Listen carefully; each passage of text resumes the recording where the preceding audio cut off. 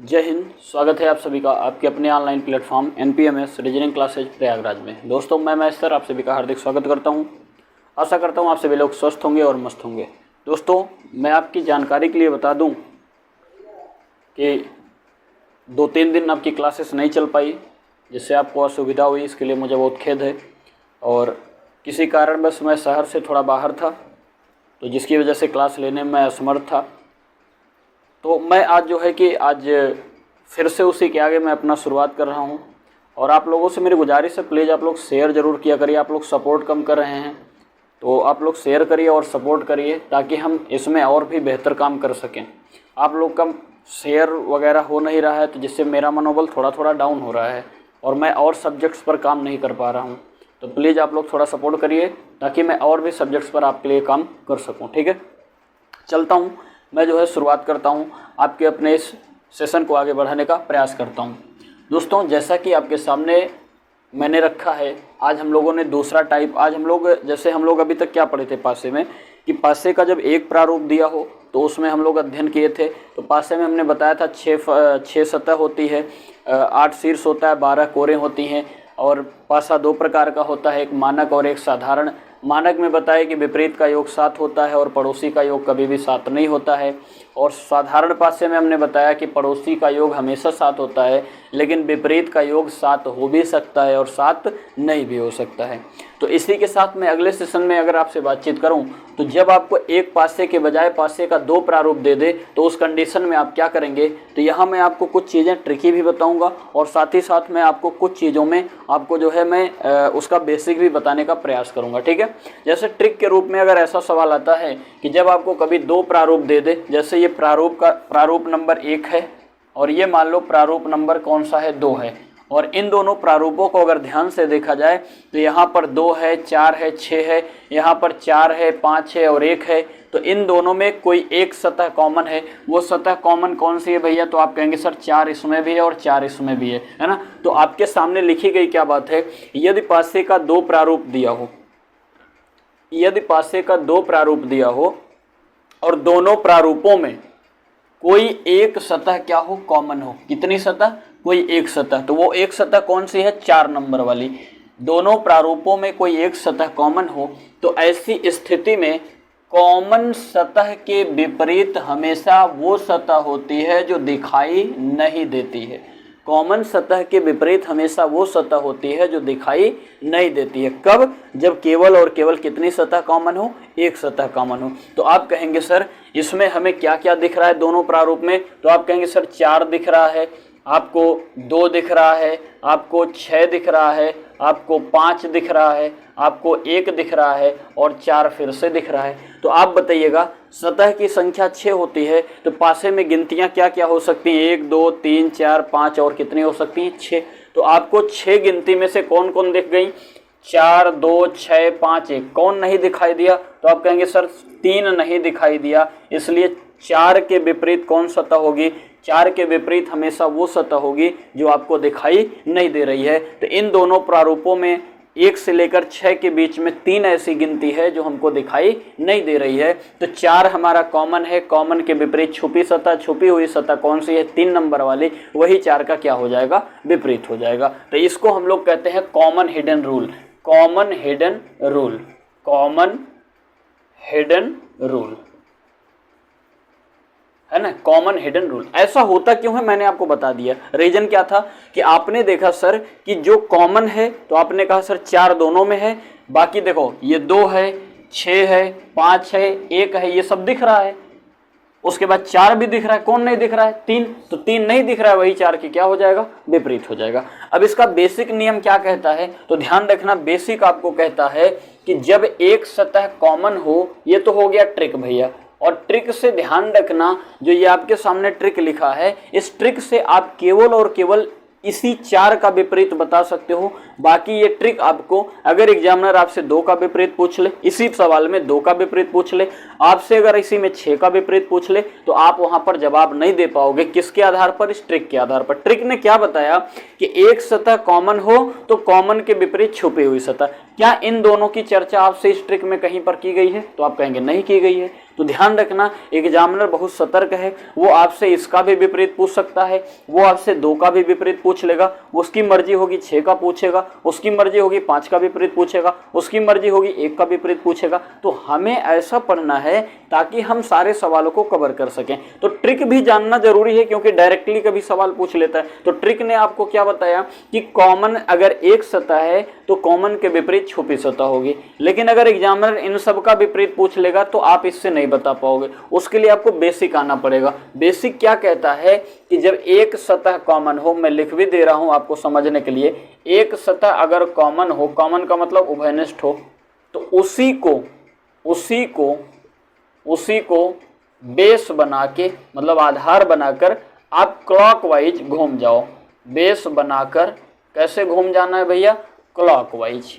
Clockwise क्या है भैया? घूम जाना है ना। ये है आपका बेसिक नियम, ये है आपका बेसिक। और ध्यान रखिएगा ट्रिक जो होता है वो लिमिटेड सवालों पर काम करता है। बेसिक आपको सब पर लागू होगा। जैसे बेसिक में हमने आपको क्या बताया, यदि एक सतह कॉमन हो तो उसी को आधार बना करके आप क्लॉकवाइज क्या हो जाइए? घूम जाइए। तो आप कहोगे सर यहाँ पर कॉमन एक सतह कौन है? 4, और क्लॉकवाइज मतलब घड़ी की दिशा में। तो आप घड़ी देखो ऐसे ही तो चलती है भैया, घड़ी राइट टू लेफ्ट ही तो चलती है। तो आप कहेंगे सर यहाँ से भी हम घूमेंगे तो ऐसे घूमेंगे। तो आप कहोगे सर यहाँ हमको मिलेगा 4, 4 को आधार बनाया तो 4, 4 के बाद कौन मिला? 6, और 6 के बाद क्या हमें मिल गया? 2। आप कहोगे सर इसमें से तो ये मिल गया। और आपसे अगर यहाँ मैं कहूँ घूम जाओ तो क्या मिलेगा? तो आप कहोगे सर यहाँ 4 मिलेगा, उसके बाद हमें 5 मिलने वाला है, उसके बाद हमें कौन मिलेगा? 1 मिलेगा, उसके बाद कौन मिलेगा? 1 मिलेगा। तो आप कहोगे सर 4 के विपरीत देखो, कॉमन के विपरीत छुपी सतह, तो 4 के विपरीत कौन हो जाएगी?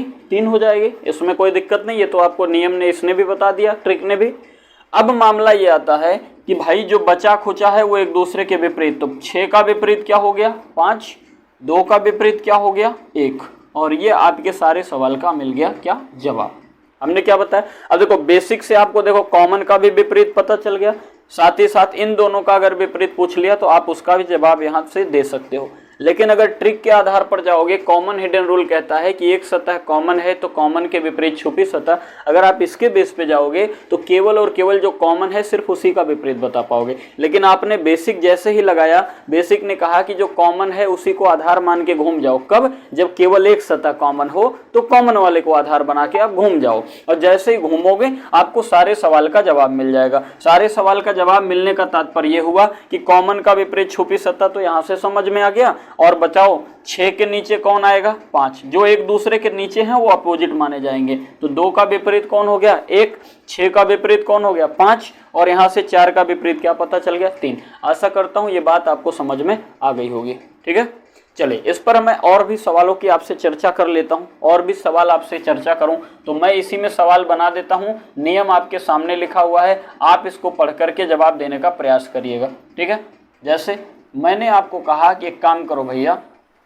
यहाँ पर मैं आपसे कह दूँ कि भाई ये है 3, ये है 6 और ये है 1, और इसमें हमने कह दिया कि ये है मेरे भाई 3, ये है मान लो 5, और ये मैं कह देता हूँ ये है 5, और ये हमने कह दिया 2, है ना। ये है 6, 3, 1 और 3, 5, 2। अब आप कहोगे सर किसका विपरीत चाहिए? तो सबसे पहले आप बताओ कि 3 का विपरीत क्या होगा? 3 का विपरीत क्या होगा? किसी ने कहा 3 का विपरीत बताओ, सवाल ये है आपके सामने। तो आपने खट से देखा कि भाई इसमें भी 3 है, इसमें भी 3 है, बाकी कुछ तो कॉमन है नहीं। सॉरी, जब आपको एक ही सतह कॉमन मिल रही है तो कॉमन के विपरीत छुपी सतह, कॉमन के विपरीत छुपी सतह। तो 3 का विपरीत क्या हो जाएगा? तो क्या नहीं दिख रहा है इन सब में? 4।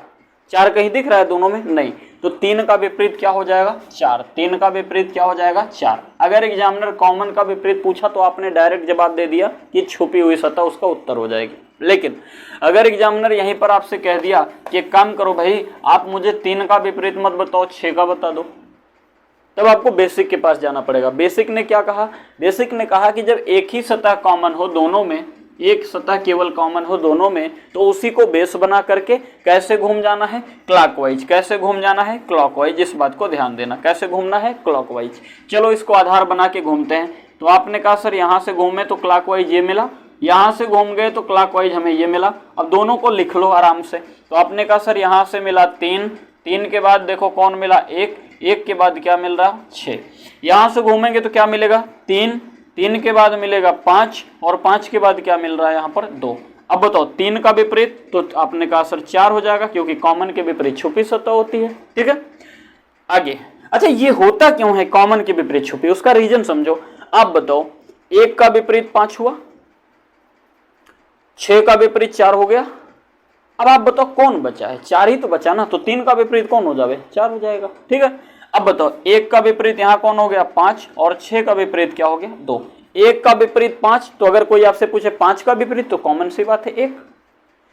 6 का विपरीत 2, तो 2 का विपरीत 6। उम्मीद करता हूं यहां तक आपको कोई दिक्कत नहीं आनी चाहिए। ठीक है, चलिए अगला सवाल आपके सामने दे रखा है कि नीचे दिए गए पासे के प्रारूपों का अध्ययन करना है और बताना है कि प्रतिशत के विपरीत कौन सा चिन्ह होगा। प्रतिशत के विपरीत कौन सा चिन्ह होगा, प्रतिशत के विपरीत कौन सा चिन्ह होगा। अब ध्यान रखना, जब भी कभी आपको अंक के अलावा पासे में कोई भी चिन्ह दे दे, चाहे कोई लेटर्स दे दे, चाहे लेटर्स और चिन्ह मिक्स करके दे दे, तो ऐसे सवाल को ध्यान रखना, अगर वो 6 सिंबल, भाई 6 सतह होती है तो हर सतह पर अगर एक सिंबल रखेगा तो 6 सिंबल बनना चाहिए।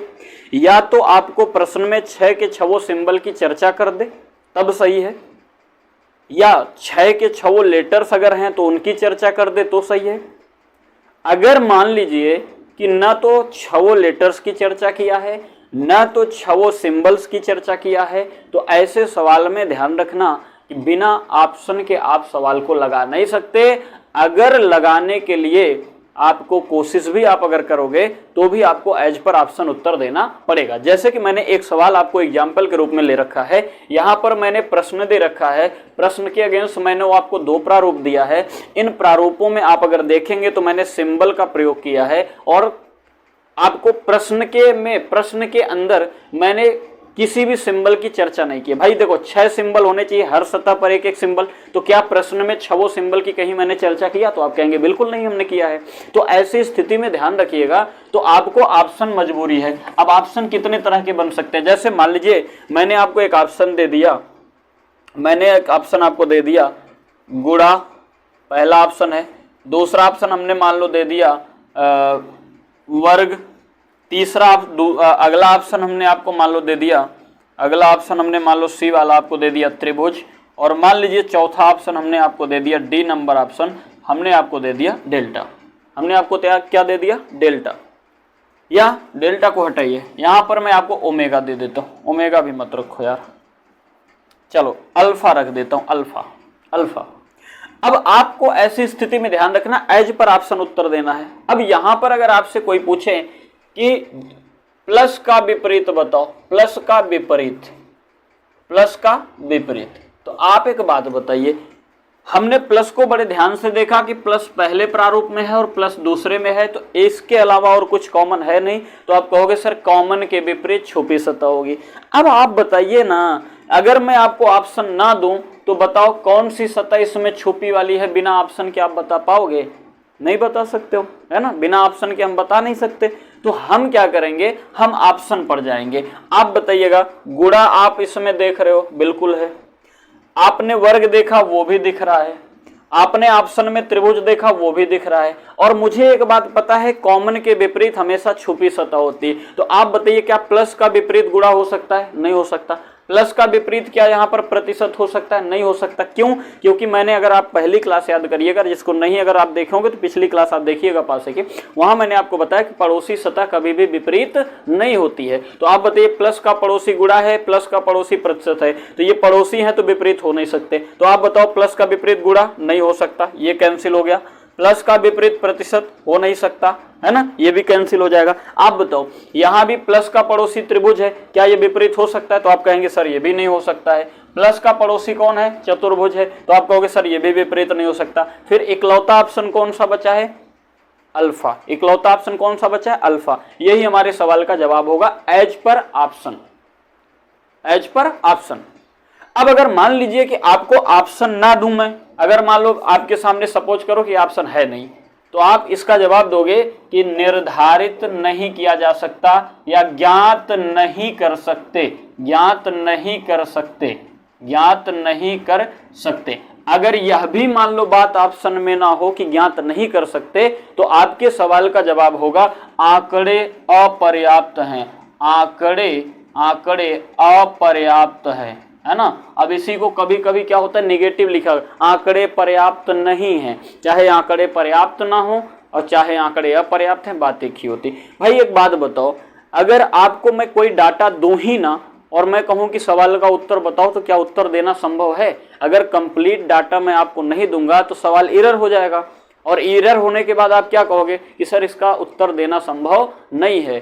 तो मैं पूछूंगा क्यों, तो आप कहेंगे कि सर इसका उत्तर इसलिए नहीं दिया जा सकता क्योंकि इसमें आंकड़े अपर्याप्त हैं, आंकड़े अपर्याप्त हैं। तो ऐसे यहां पर हमारे पास मूल रूप से 6 चिन्ह होने चाहिए, या तो वो मुझे पता हो कि भाई 1 से लेकर, देखो गिनती है तो कन्फर्म है 1 से 6 की गिनती ही रहेगी, लेकिन अगर चिन्ह दे दिया जाएगा या कोई लेटर दे देगा तो कन्फर्म नहीं। लेटर 26 होते हैं, 26 में देखो, अब आप कहोगे सर गिनतियां भी 100 होती हैं, तो गिनती को फिक्स रखा गया, 1 से 6 तक ही गिनती रखी जाएगी, लेकिन लेटर्स को और सिंबल्स को कभी फिक्स नहीं रखा गया है पासे के अंदर। तो ध्यान रखिएगा, या तो मुझे 6 लेटर और 6 सिंबल की चर्चा यहाँ पर कर दे तो मैं उसके अनुसार उत्तर दूंगा, अगर चर्चा नहीं किया है तो ऑप्शन के हिसाब से मैं उत्तर दूंगा।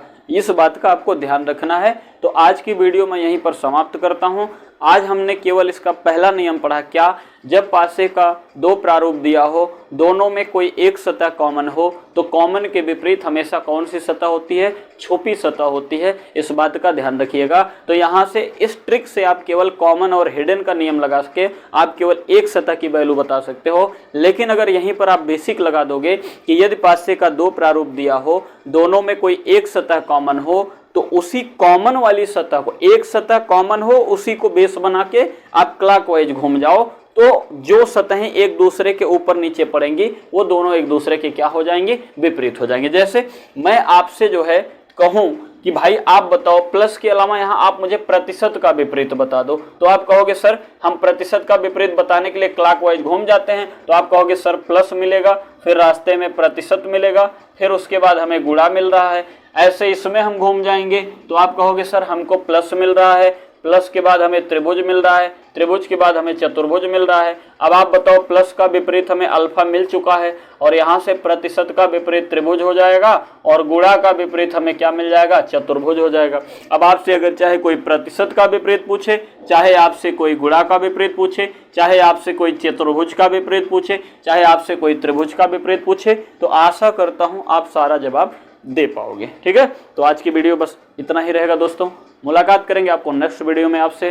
तब तक के लिए आप वीडियो आप लोग शेयर करिए, लाइक करिए और सब्सक्राइब करिए, ताकि मैं और भी सब्जेक्ट्स पर काम कर सकूं। आप लोग मुझे डिमोटिवेट कर दे रहे हो तो फिर मेरा मन जो है नहीं लग रहा है काम करने में। ठीक है, तो आपका ही सब्सक्राइबर आप बढ़ाएंगे, आप जो है वीडियो को लाइक किया करें, कमेंट करके बताएं, तो थोड़ा सा मेरा भी मनोबल बढ़ता रहेगा। और मनोबल नहीं बढ़ेगा तो फिर इंटरेस्ट नहीं आता है, आप इंटरेस्ट नहीं दिला पा रहे हैं हमको। ठीक है, मुलाकात करेंगे नेक्स्ट वीडियो में। तब तक के लिए जय हिंद, जय भारत।